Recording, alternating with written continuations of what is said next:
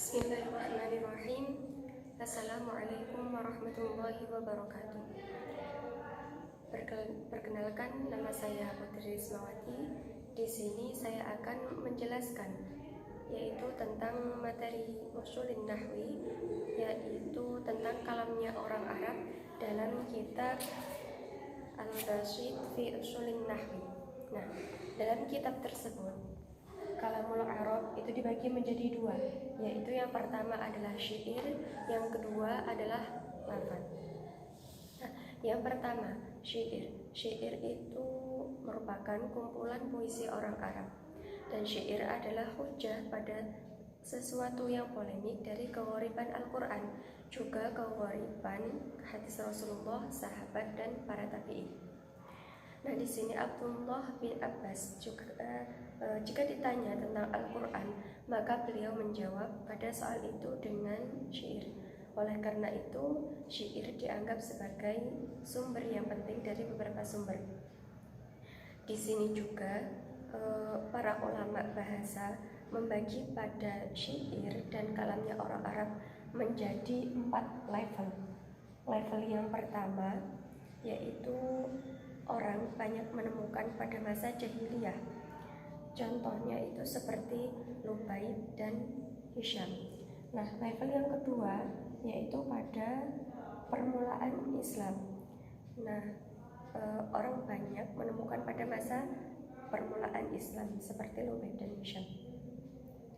Level yang ketiga yaitu pada masa mutaqaddimun seperti Jarir dan Al-Farutadan. Yang keempat yaitu Ba'dal Islam atau Al-Mu'alladun, generasi terakhir. Nah, orang-orang setelah Islamiyun seperti Abu Nawas.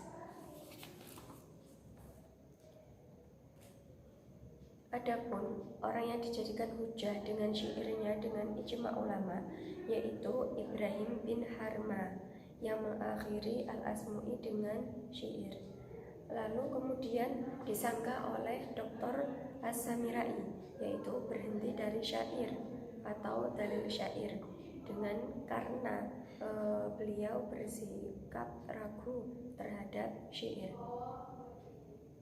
Beliau juga tidak setuju seandainya syair itu dijadikan sebagai asas. Nah, kemudian Dr. As-Samirai ini berkata, sesungguhnya dalil syair itu lemah meskipun banyak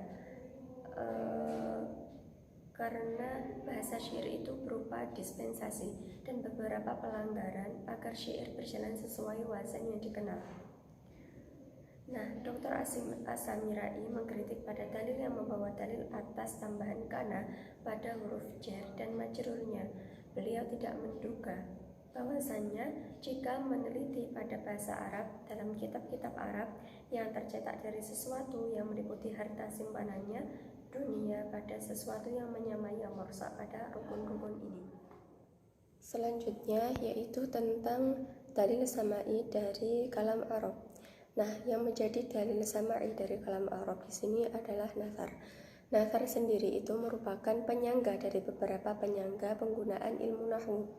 Para ulama nahwu menilai dengan nazar, sedikit pula yang berijtihad dengan hal itu.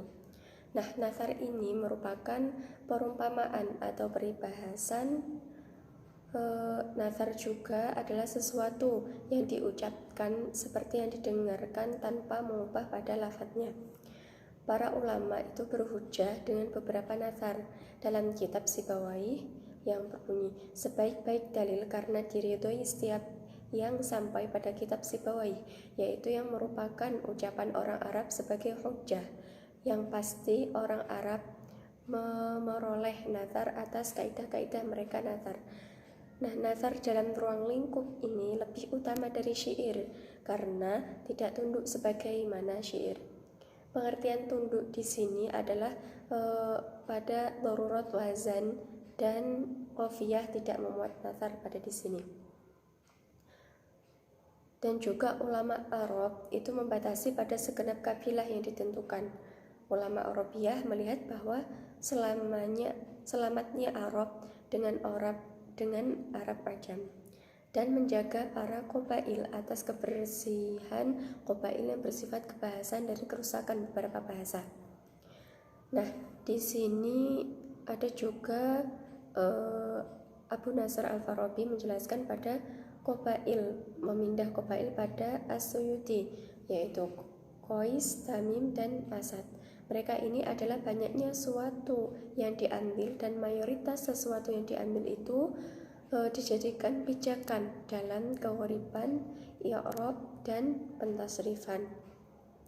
Nah, adapun mengenai pentashihan sesuai lahjat, ini ada beberapa permasalahan, diantaranya yaitu mengamalkan ma pada laisa. Orang Arab pada permasalahan ini ada dua madhab. Yang pertama yaitu lahjahnya penduduk Hijaz, yang kedua yaitu lahjah Bani Tamim. Yang pertama yaitu lahjahnya penduduk Hijaz. Nah, ulama nahwu ini mengamalkan ma pada laisa, yaitu meratakan ma pada mubtada sebagai isim pada ma. Sedangkan laisa yaitu menasobkan khobar mubtada sebagai khobar, jadi khobarnya mubtada dihukumi nasab dan jadi khobarnya ma. Contoh pada lafaz ma zaitun qa'iman. Nah, lafaz zaitun di sini yaitu menjadi isimnya ma, sedangkan qa'iman yaitu menjadi khobarnya ma yang dihukumi nasab. Yang kedua yaitu lahjah Bani Tamim. Di sini ulama nahwu menjelaskan bahwa Bani Tamim tidak mengamalkan ma pada pengamalan laisa. Sedangkan hujahnya adalah bahwasanya ma adalah sesuatu yang tidak dikhususkan di antara beberapa syarat yang keberadaannya dikhususkan. Nah, sedangkan ma itu sendiri masuk atas beberapa isim, seperti masuknya ma ke beberapa fiil. Seperti contoh pada lafal maqama zaitun, yaitu ma ini masuk pada fiil, yaitu fiil berupa fiil madhi berupa qaimun. Baik, mungkin itu saja yang dapat saya jelaskan pada kali ini. Mohon maaf apabila ada kesalahan saat menjelaskan materi. Terima kasih. Wassalamualaikum warahmatullahi wabarakatuh.